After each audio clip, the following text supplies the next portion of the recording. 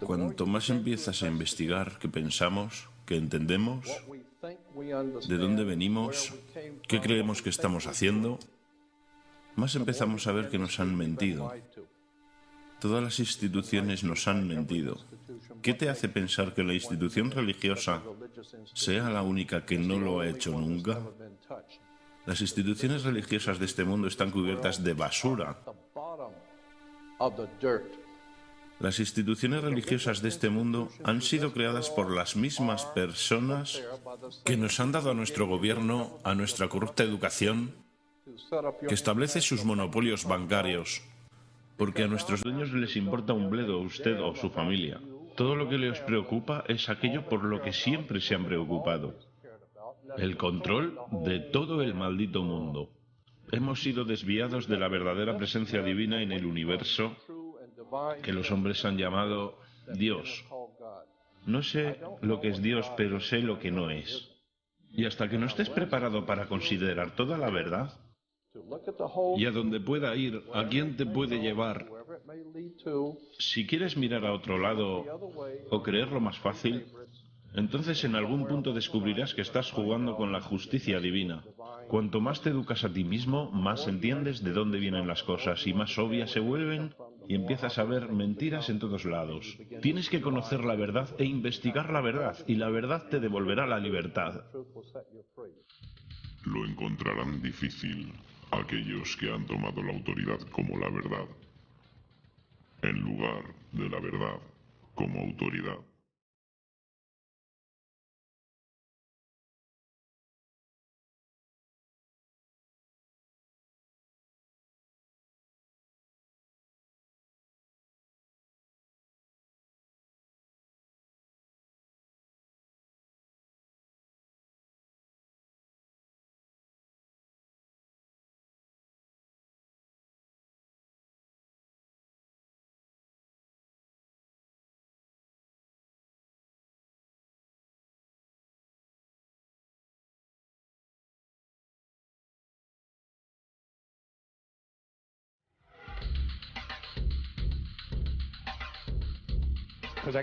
Os tengo que decir la verdad.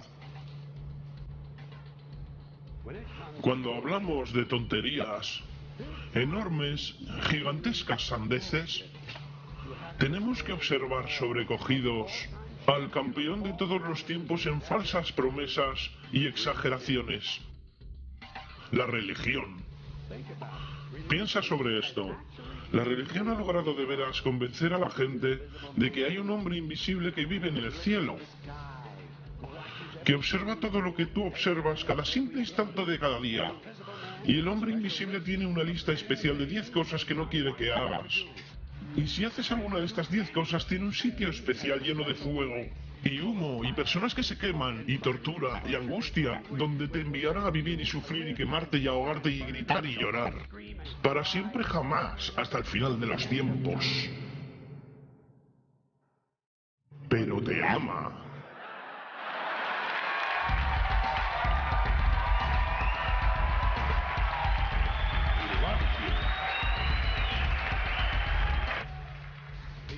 Te ama y necesita dinero. Siempre necesita dinero. Es omnipotente, perfecto, omnisciente y sabio, pero por alguna razón no sabe prescindir del dinero. Las instituciones religiosas reciben miles de millones de dólares, no pagan impuestos y siempre necesitan un poco más. Por si querías una historia falsa de las buenas, aquí la tienes. Mentira sagrada.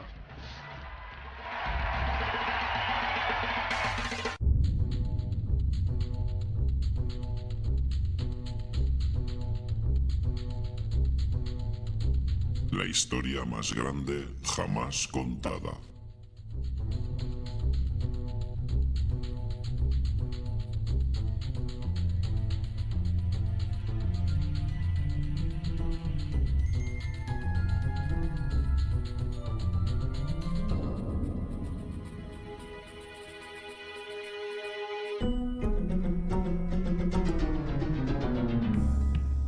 Este es el Sol.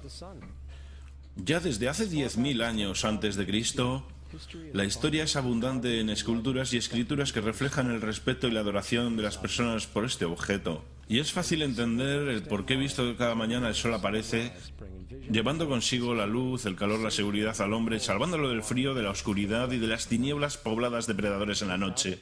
Sin ello, las antiguas culturas entendieron que las cosechas no crecerían y la vida sobre el planeta no habría sobrevivido. Estas realidades han hecho del sol el objeto más adorado de todos los tiempos. Del mismo modo, también fueron conscientes de las estrellas. El estudio de las estrellas les permitió reconocer y predecir acontecimientos que ocurrieron en largos periodos de tiempo, como los eclipses y las lunas llenas. Catalogaron grupos celestes de aquello que hoy conocemos como constelaciones. Esta es la Cruz del Zodiaco, una de las imágenes conceptuales más antiguas de la historia humana. Muestra el Sol mientras figurativamente pasa por las 12 mayores constelaciones en el curso del año. También refleja los 12 meses del año, las 4 estaciones y los solsticios y equinoccios. El término zodiaco se debe al hecho de que las constelaciones fueron antropomórficas o personificadas como figuras o animales. Las antiguas civilizaciones no se limitaron solamente a seguir el sol y las estrellas, personificaron con mitos elaborados que reflejaron sus movimientos y relaciones. El sol, con sus calidades de portador de vida y salvador de vida, fue representado como representante del invisible creador o Dios. También fue conocido como Dios Sol, la luz del mundo, el salvador de la humanidad. Del mismo modo, las 12 constelaciones representaron los sitios que Dios Sol visitó y fueron identificados por el nombre, generalmente representando sucesos naturales que ocurrían durante este periodo del año. Por ejemplo, Acuario, el portador del agua que traía las lluvias primaverales.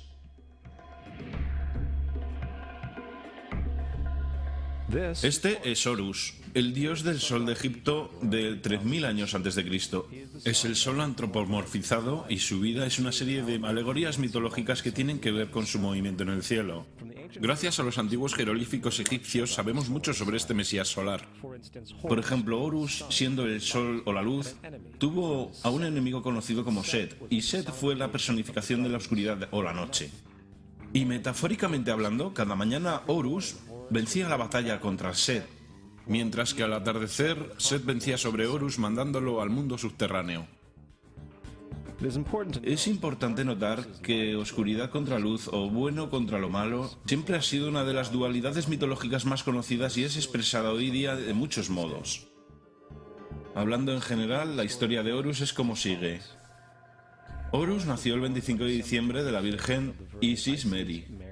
Su nacimiento fue acompañado por una estrella en el este, que a su vez 3 reyes siguieron para encontrar y adorar al nuevo Salvador. A la edad de 12 años fue un niño maestro, y a los 30 años fue bautizado por una figura conocida Anu y empezó así su ministerio. Horus tuvo 12 discípulos que viajaron con él. Hizo milagros como curar a los enfermos y caminar sobre el agua. Horus fue conocido por muchos hombres como la Verdad, Luz, el Sagrado Hijo de Dios, el Buen Pastor, el Cordero de Dios y muchos otros. Después de haber sido traicionado por Tifón, Horus fue crucificado, enterrado por 3 días y después resucitó.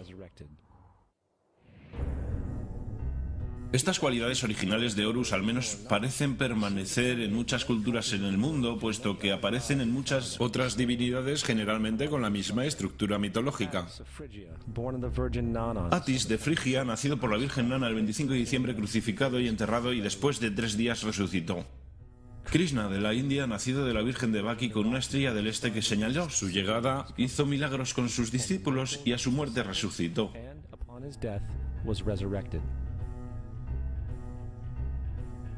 Dionisio de Grecia, nacido por una virgen el 25 de diciembre, fue un viajero maestro. Él hizo milagros como transformar agua en vino, fue llamado Rey de los Reyes, el único Hijo de Dios, el Alfa y el Omega, y muchos otros, y a su muerte fue resucitado. Mitra de Persia, nacido por una virgen el 25 de diciembre, tuvo 12 discípulos e hizo milagros, y a su muerte fue enterrado 3 días y después resucitó. También fue llamado la Verdad, la Luz y muchos otros. Interesante el hecho que el día sagrado dedicado fue el domingo.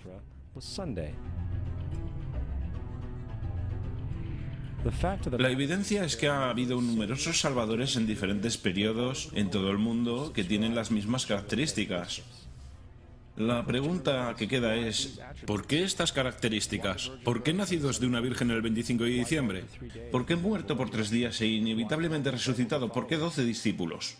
Para descubrirlo examinamos el más reciente de los mesías solares. Jesucristo, nacido de la Virgen María el día 25 de diciembre en Belén. Su nacimiento fue anunciado por una estrella en el este que 3 reyes magos siguieron para encontrar y adorar al nuevo Salvador.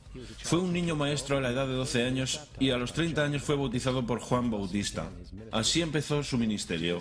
Jesús tuvo 12 discípulos con los que viajó haciendo milagros como curar a los enfermos, caminar sobre el agua, despertar a los muertos, y también fueron conocidos como Rey de Reyes, el Hijo de Dios, la luz del mundo, el Alfa y el Omega, el Cordero de Dios. Después de haber sido traicionado por su discípulo Judas y vendido por 30 piezas de plata, fue crucificado, puesto en una tumba y después de 3 días resucitó y ascendió al cielo. Sobre todo, la secuencia del nacimiento es completamente astrológica.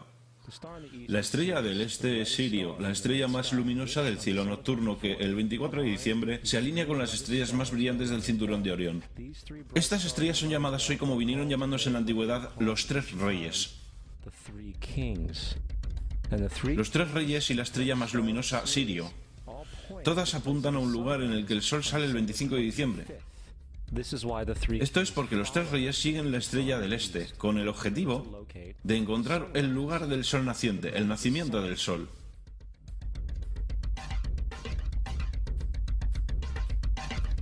La Virgen María es la constelación Virgo. Virgo en latín significa virgen. El antiguo símbolo de Virgo es la M modificada. Esta es la razón por la que María, junto con las otras madres vírgenes como Mirra, la madre de Adonis, o Maya, la madre de Buda, empezaron con M. Virgo también es a veces llamado como la casa del pan, y la representación de Virgo es una virgen con un haz de trigo. Esta casa del pan y el símbolo del trigo representan agosto y septiembre, el tiempo de la recolección. Belén, además se traduce literalmente como casa del pan. Belén es por tanto una referencia a la constelación Virgo, un lugar en el cielo, no sobre la tierra. Hay otro fenómeno muy interesante que ocurre el día 25 de diciembre, el solsticio de invierno. Del solsticio veraniego al invernal los días se vuelven más cortos y fríos. Desde la perspectiva del hemisferio norte, el sol parece moverse hacia el sur volviéndose cada vez más pequeño, acortándose los días y llegando el fin de las cosechas. Con su llegada el solsticio invernal simbolizó el proceso de la muerte. Fue la muerte del sol. Antes del 22 de diciembre, la muerte del sol fue observada completamente y puesto que el sol se mueve hacia el sur continuamente por 6 meses, también es el día en que se encuentra el punto más bajo del cielo. Aquí ocurre una cosa extraña. El sol deja de moverse hacia el sur, al menos por lo que se puede percibir, por 3 días. Durante estos 3 días de pausa, el sol reside en las vecindades de la constelación conocida como Cruz del Sur. Después de este tiempo, el 25 de diciembre, el Sol se mueve 1 grado al norte, esta vez llevando consigo días más largos, el calor y la primavera. Por tanto, se dijo, el Sol ha muerto sobre la cruz. Ha quedado muerto por 3 días y después ha vuelto a nacer. Esta es la razón por la que Jesús y otros numerosos dioses del Sol comparten la crucifixión, la muerte por 3 días y el concepto de resurrección. Es el periodo de transición después de que el Sol cambia de dirección hacia el hemisferio norte del planeta, llevando la primavera y la salvación. En todo caso, no celebraron la resurrección del Sol sino hasta el equinoccio de primavera o Pascua. Esto es debido al hecho que en el equinoccio de primavera oficialmente el Sol derrota las fuerzas de las tinieblas y el día se vuelve por tanto más largo en duración que la noche, y las condiciones revitalizantes de la primavera emergen. Ahora, probablemente lo más obvio de todo el simbolismo astrológico alrededor de Jesús concierne a los 12 discípulos. Son sencillamente las 12 constelaciones del zodiaco, con lo que Jesús, siendo el Sol, viaja acompañado de ellas. En efecto, el número 12 es repetido muchas veces en toda la Biblia. Este libro tiene mucho más que ver con la astrología que con cualquier otra cosa. Volviendo a la cruz del zodiaco, la vida figurativa del Sol no fue solo una expresión artística o un instrumento para trazar los movimientos del Sol. También fue un símbolo espiritual pagano, cuya versión simplificada parecía esto. Este no es un símbolo cristiano. Es la adaptación pagana de la cruz del zodiaco.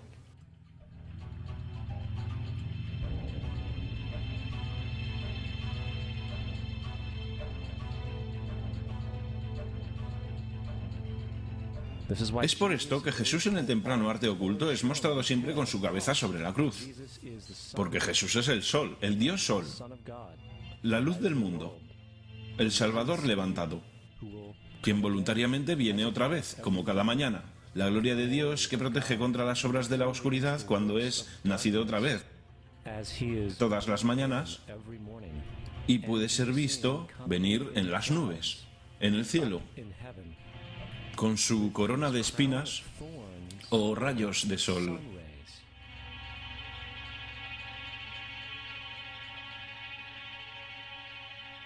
Ahora, de las muchas metáforas astrológicas astronómicas en la Biblia, una de las más importantes tiene que ver con las edades. Durante toda la escritura hay referencias numerosas a las edades. Para comprender esto, tenemos que estar familiarizados con el fenómeno conocido como la precesión de los equinoccios. Los antiguos egipcios, junto con culturas mucho más antiguas que ellos, supieron que cada 2150 años el amanecer en la mañana del equinoccio de primavera ocurre en un signo diferente del zodiaco. Esto tiene que ver con un lento bamboleo que mantiene la Tierra al rotar sobre su eje. Es llamado precesión porque las constelaciones se van retrasando, en vez de atravesar el ciclo normal anual. La cantidad de tiempo que necesita la precesión para pasar por los 12 signos es aproximadamente de 25.765 años. Esto también es llamado el Gran Año, y las sociedades antiguas eran muy conscientes de esto. Hicieron referencia a cada periodo de 2.150 años como una edad. Del 4300 al 2150 a.C. fue la edad de Tauro. De 2150 a un año después de Cristo fue la edad de Aries, el carnero. Desde el año 1 al 2150 después de Cristo, la edad de Piscis, la edad en la que estamos todavía hasta día de hoy. En el 2150 entraremos en una nueva edad, la edad de Acuario. Ahora, la Biblia refleja hablando en general un movimiento simbólico a través de 3 edades, mientras anuncia una cuarta. En el Viejo Testamento, cuando Moisés desciende del monte Sinaí con 10 mandamientos, está muy contrariado por ver a sus gentes venerar un becerro de toro dorado. A decir verdad, hizo añicos las tablillas de piedra y ordenó a sus gentes que se mataran para purificarse.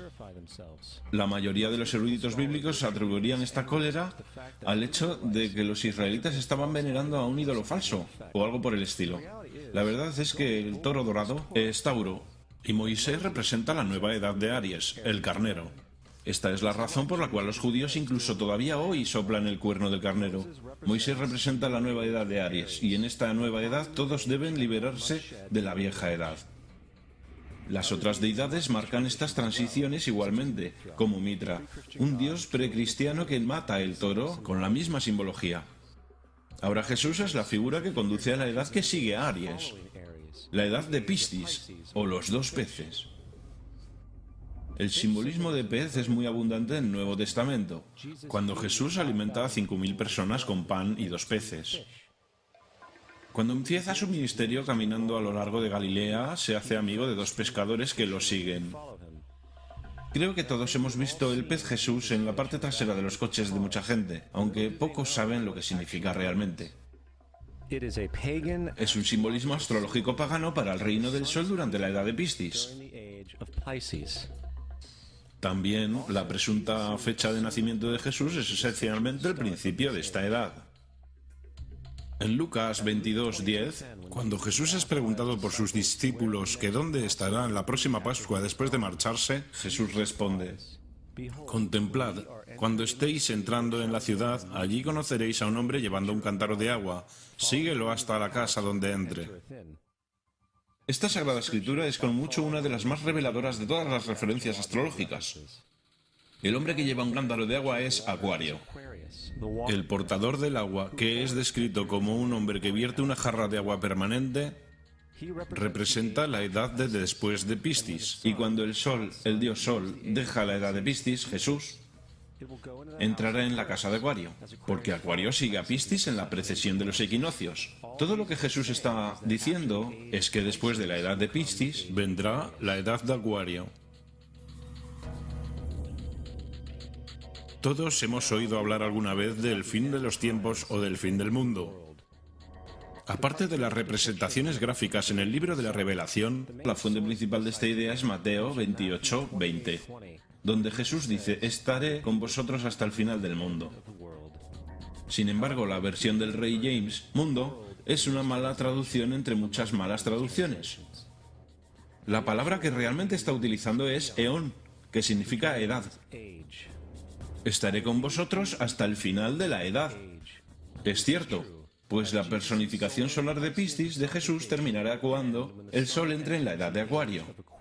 En su totalidad, el concepto del fin de los tiempos y fin del mundo es una alegoría astrológica mal interpretada. Digámosle eso a los aproximadamente 100 millones de personas en USA que creen que el final del mundo se acerca. El símbolo de Jesús, además de ser un híbrido literario y astrológico, es más explícitamente un plagio del dios sol egipcio Horus. Por ejemplo, este grabado de hace aproximadamente 3.500 años en las paredes del templo Luxor en Egipto. Son las imágenes de la proclamación, la concepción inmaculada, el nacimiento y adoración de Horus. Las imágenes comienzan con la visión que anuncia a la Virgen Isis que concebirá Horus. Luego Nef, el Espíritu Santo que deja embarazada a la Virgen, y luego el nacimiento virginal y la adoración. Esta es exactamente la historia del milagro de la concepción de Jesús. A decir verdad, las semejanzas literarias entre Horus y Jesús son sorprendentes.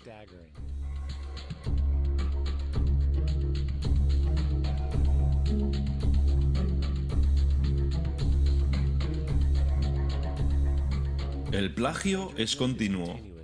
La historia de Noé y el arca de Noé son tomadas directamente de la tradición. El concepto de la gran inundación es ubicuo en todo el mundo antiguo, con más de 200 diversas citas en diversos periodos y épocas. Sin embargo, llegamos a fuentes tan lejanas como la epopeya de Gilgamesh, de origen precristiano, escrito en 2600 a.C. Esta historia habla de una gran inundación ordenada por Dios, un arca de animales salvados sobre él, e incluso el lanzamiento y el regreso de la paloma. Todo esto en común con la historia bíblica, entre muchas otras semejanzas. Y luego hay una historia plagiada de Moisés. Sobre el nacimiento de Moisés se dice que fue puesto en una canasta y dejado a la deriva en un río para evitar el infanticidio. Después fue rescatado por una hija de la realeza y criado por ella como un príncipe.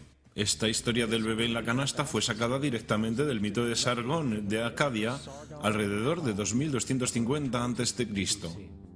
Cuando nació Sargón fue puesto en una canasta para evitar el infanticidio y dejado a la deriva en un río.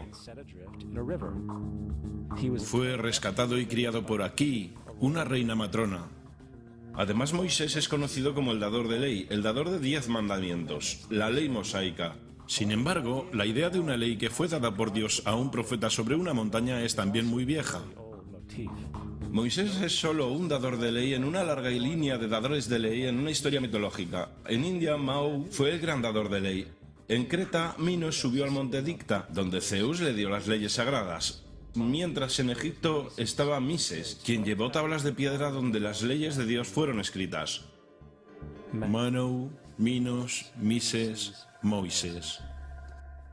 Y hasta los 10 mandamientos están sacados literalmente del hechizo 125 del libro de los muertos egipcio, en lo que en el libro de los muertos se leía: no he robado, se convirtió en no robarás; no he matado, se convirtió en no matarás; no he dicho las mentiras, se convirtió en no mentirás, etc.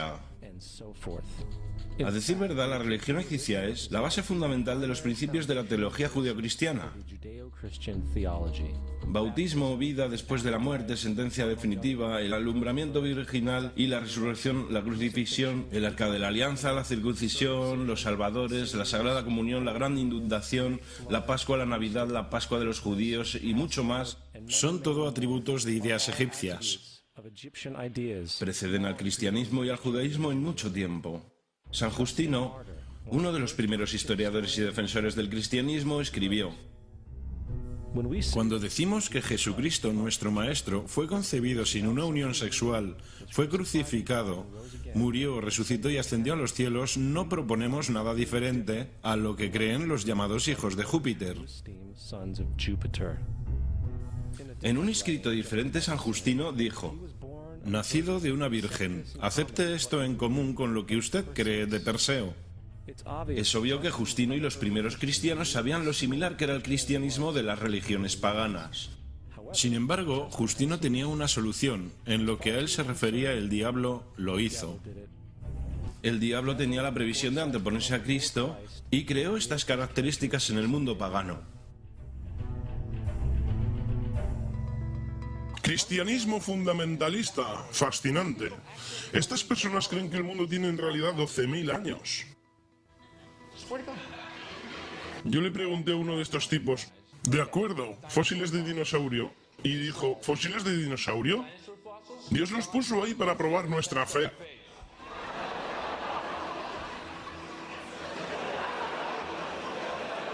Pienso que Dios te puso aquí para probar mi fe, amigo.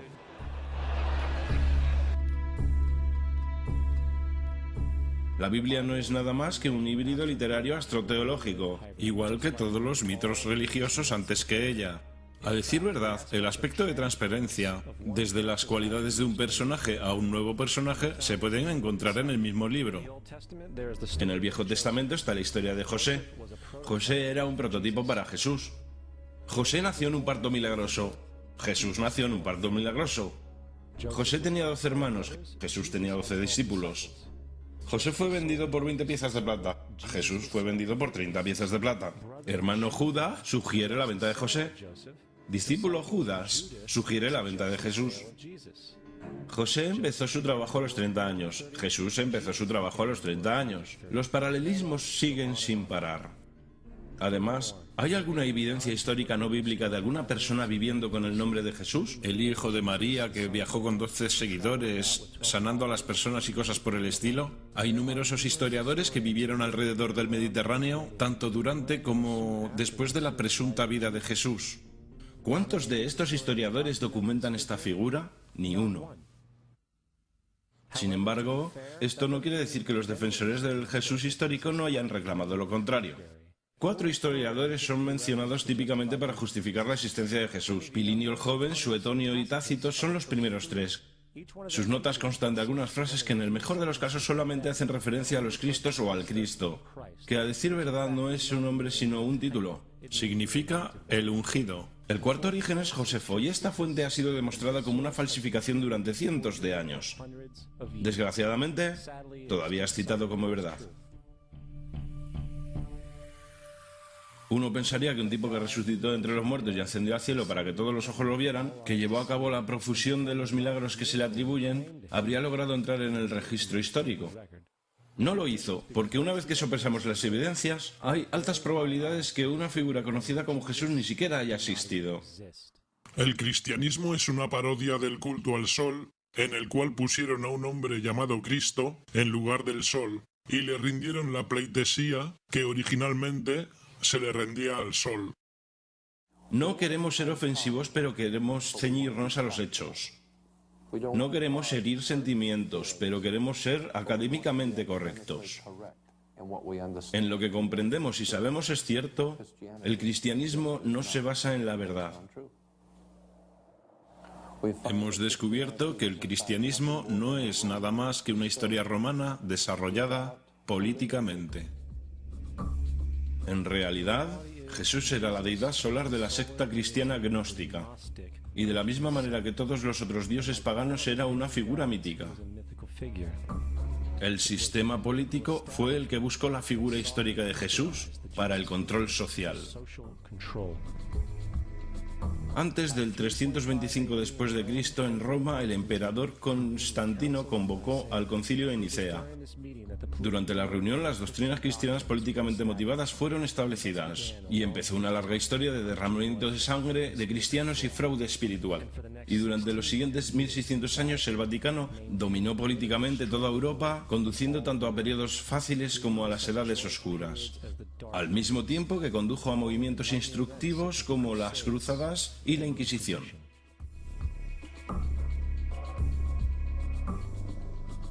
El cristianismo, junto con todos los demás sistemas de creencias, es el fraude de la era. Sirvió para separar la especie del mundo natural y de un individuo a otro, y además respalda la sumisión ciega a la autoridad. Reduce la responsabilidad humana al efecto que Dios lo controla todo, y los crímenes a su vez horribles puedan ser justificados en nombre de la búsqueda divina. Y aún más importante, otorga poderes a aquellos que saben la verdad, pero usan el mito para manipular y controlar sociedades. El mito religioso es el dispositivo de más alcance creado nunca y sirve como el suelo psicológico sobre el cual pueden prosperar otros mitos.